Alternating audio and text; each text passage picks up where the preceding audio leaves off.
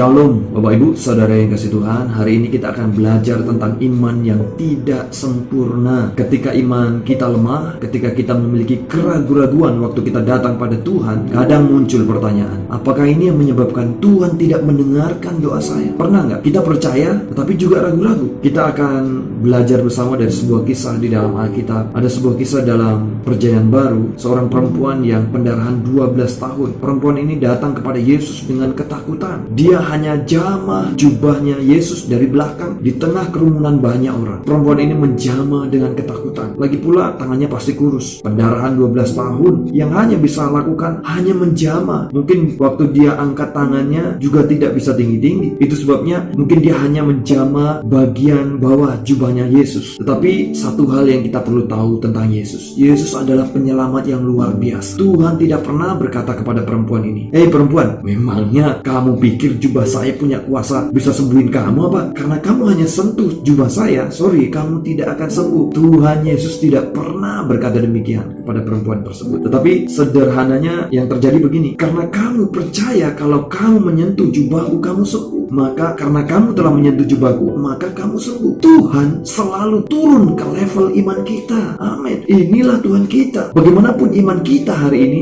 terjadilah pada kita sesuai dengan iman kita. Amin. Saya pernah sampaikan mengenai kisah seorang perwira Kapernaum yang meminta Yesus untuk mengatakan sepatah kata saja kepada hambanya yang sakit di rumah, maka hambanya akan sembuh. Alkitab menjelaskan bahwa hambanya akhirnya sembuh tanpa Yesus tumpang tangan. Selanjutnya di kisah lain ada seorang kepala rumah ibadat meminta Yesus datang ke rumahnya agar menumpangkan tangan atas anaknya yang sakit, dan Yesus menumpangkan tangan dan anak itu pun sembuh. Di sini ada dua orang yang berbeda dengan cara beriman yang berbeda. Perwira Kapernaum meminta Yesus hanya memperkatakan sepatah kata saja tanpa tumpang tangan. Satunya seorang pribadi kepala rumah ibadat harus Yesus menumpangkan tangan atas anaknya sehingga anaknya sembuh. Sama-sama terjadi kesembuhan. Di sini ada dua orang yang berbeda dengan cara beriman yang berbeda. Terjadilah pada kita sesuai dengan iman kita. Jangan biarkan orang berkata pada kita, kalau kamu ragu-ragu datang pada Tuhan, kamu tidak akan sembuh, kamu tidak akan berhasil, kamu tidak akan diberkati Tuhan,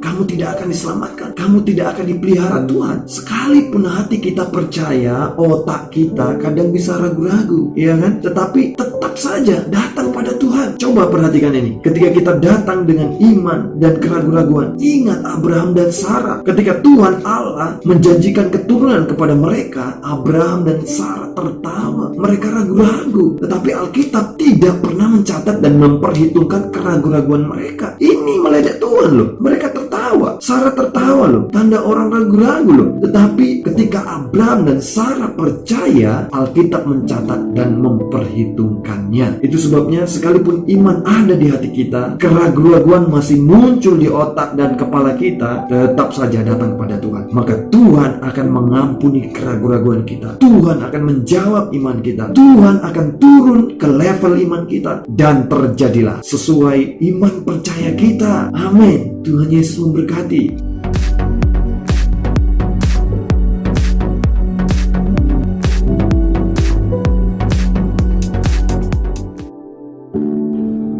Shalom Bapak Ibu Saudara yang kasih Tuhan. Hari ini kita masih menikmati kebaikan Tuhan, dan bersama-sama melalui tayangan ini kita boleh bersama saling menguatkan dan belajar kebenaran firman Tuhan. Kita akan baca teks Alkitab di dalam Matius 6 ayat 31 sampai 33. Demikian firman Tuhan. Sebab itu janganlah kamu khawatir dan berkata, apakah yang akan kami makan, apakah yang akan kami minum, apakah yang akan kami pakai. Semua itu dicari bangsa-bangsa yang tidak mengenal Allah. Akan tetapi Bapamu yang di surga tahu bahwa kamu memerlukan semuanya itu. Tetapi carilah dahulu kerajaan Allah dan kebenarannya, maka semuanya itu akan ditambahkan kepadamu. Amin. Bapak Ibu Saudara yang kasih Tuhan, di sini dikatakan jangan khawatir atas apa yang kita makan, minum, pakai. Bapamu tahu semuanya akan ditambahkan. Tetapi carilah dahulu kerajaan Allah dan kebenarannya. Kebenaran Allah. Apa yang dimaksud dengan kebenarannya di sini? Kebenaran karena iman. Kebenaran sebagai pemberian. Jadi kalau kita mencari kebenarannya, setiap pagi kita bangun pagi, kita katakan, saya adalah orang yang dibenarkan di hadapan Allah karena iman di dalam Yesus. Percaya dengan hati, katakan dengan mulut, aku percaya sebab itu aku berkata-kata. Firman Tuhan demikian. Alkitab mengatakan firman itu dekat kepadamu, yakni di dalam mulutmu dan di dalam hatimu. Itulah firman iman. Allah begitu baik, Allah membawa keselamatan dan berkat begitu dekat dengan kita. Waktu dunia jatuh, Allah datang ke dalam dunia. Allah begitu dekat dengan orang-orang berdosa. Keselamatan begitu dekat dengan kita. Di mana? Di mulut kita dan di hati kita. Jika kita mengaku dengan mulut bahwa Yesus adalah Tuhan dan percaya dalam hati bahwa Allah telah membangkitkan Yesus dari antara orang mati, maka kamu akan diselamatkan. Kita akan diselamatkan. Kalau kita setiap pagi berkata bahwa kita adalah orang benar di hadapan Allah karena iman di dalam Yesus, semua karena apa yang Allah lakukan dengan sempurna melalui Yesus Kristus buat kita di atas kayu salib. Yesus diserahkan karena pelanggaran kita. Yesus dibangkitkan sebagai pembenaran kita. Semua karena apa yang Yesus lakukan. Ketika Paulus menemukan orang percaya ada di dalam dosa, contohnya jemaat di Korintus, Paulus berkata kepada jemaat Korintus yang terikat perzinahan. Apa yang Paulus katakan kepada mereka? Apakah Paulus menghardik mereka? Apakah Paulus menghakimi mereka? Hai kamu pezina, kalau kamu tidak bertobat, kamu akan binasa. Ini yang Paulus katakan dalam 1 Korintus 6 ayat 19-20. Atau tidak tahukah kamu bahwa tubuhmu adalah bait Roh Kudus yang diam di dalam kamu, Roh Kudus yang kamu peroleh dari Allah, dan bahwa kamu bukan milik kamu sendiri, sebab kamu telah dibeli dan harganya telah lunas dibayar. Karena itu muliakanlah Allah dengan tubuhmu. Di sini Paulus berkata kepada orang percaya yang berbuat dosa perzinahan,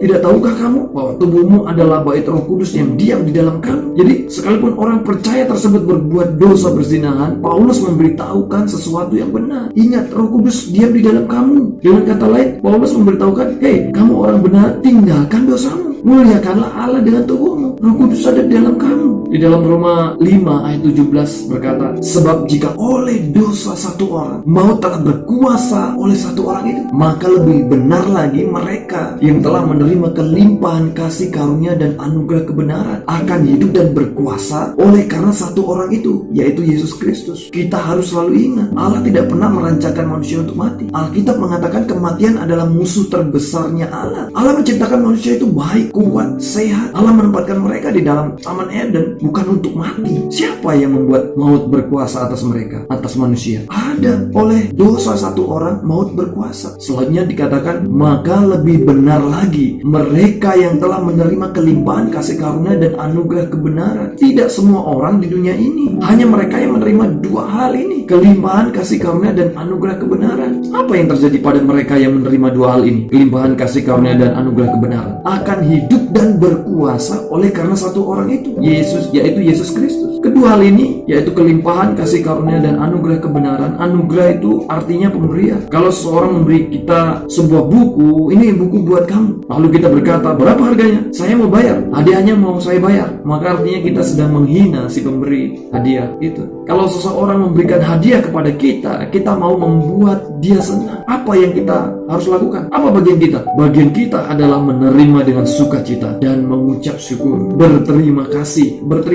atas kelimpahan kasih karunia dan anugerah kebenaran setiap hari bagi kita, setiap orang percaya. Kenapa setiap hari? Setiap hari selalu ada pencobaan. Setiap hari mungkin kita melampaui batas. Pikiran kita, mata kita, kaki kita mungkin berjalan ke arah yang salah. Jadi apapun yang terjadi setiap hari, jangan pernah lupa, Yesus diserahkan karena pelanggaran kita. Yesus dibangkitkan sebagai pembenaran kita. Nyatakan diri kita dengan iman bahwa kita adalah orang yang benar di dalam Yesus. Apapun yang kita butuhkan di dalam dunia ini, semua akan ditambahkan kepada kita sebagai orang benar. Tuhan Yesus memberkati. Selamat menikmati kebaikan Tuhan. Amin.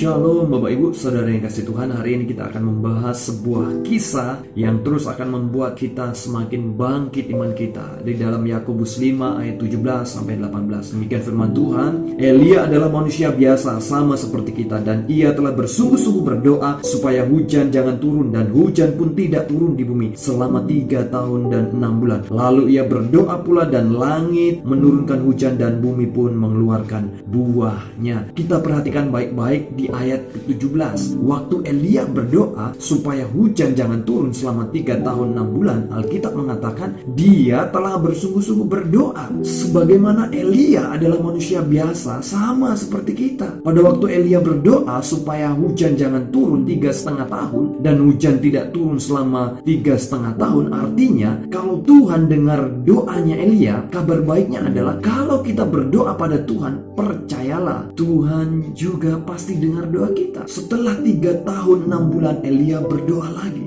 Ayat 18, lalu ia berdoa pula dan langit menurunkan hujan dan bumi pun mengeluarkan buahnya. Perhatikan baik-baik, setelah 3,5 tahun Elia berdoa supaya langit menurunkan hujan. Waktu Elia berdoa supaya turun hujan, tidak ada kata-kata sungguh-sungguh di situ, hanya dikatakan ia berdoa. Betul? Sekarang kita lihat bagaimana caranya Elia berdoa. Ketika Elia berdoa meminta supaya tidak turun hujan selama 3,5 tahun, waktu Elia berdoa supaya tidak turun hujan, dia telah bersungguh-sungguh berdoa. Bagaimana yang dimaksud dengan berdoa sungguh-sungguh? 1 Raja-Raja 17 ayat 1 berkata demikian. Lalu berkatalah Elia orang Tisbe dari Tisbe Gilead kepada Ahab, demi Tuhan yang hidup, Allah Israel yang kulayani, sesungguhnya tidak akan ada embun atau hujan pada tahun-tahun ini, kecuali kalau ku katakan. Kalau kita perhatikan baik-baik di sini, sepertinya Elia tidak berdoa. Sepertinya Elia hanya memperkatakan imannya. Demi Tuhan yang hidup, Allah Israel yang kulayani, sesungguhnya tidak akan turun hujan kecuali kalau aku katakan. Tetapi Alkitab mencatat ini sebagai doa yang sungguh-sungguh. Jadi berdoa sungguh-sungguh adalah kalau kita memperkatakan iman kita. Waktu kita memperkatakan iman kita, itulah doa yang paling berkuasa. Inilah berdoa yang bersungguh-sungguh. Berdoa dengan memperkatakan iman. Simple, singkat, tetapi buat Tuhan ini adalah doa yang sungguh-sungguh. Wow.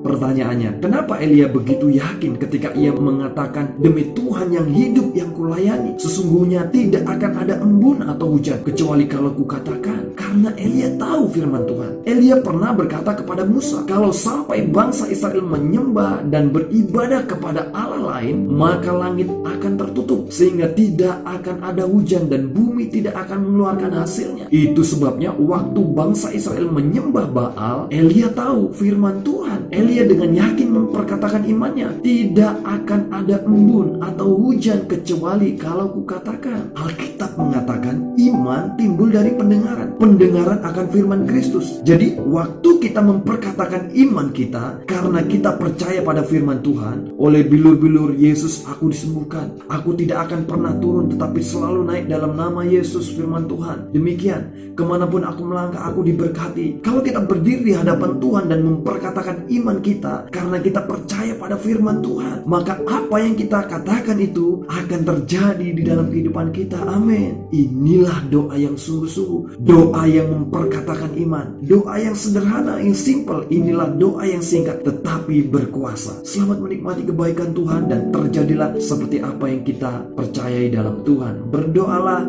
dan memperkatakan apa yang kita percaya di dalam Tuhan. Tuhan Yesus memberkati. Shalom.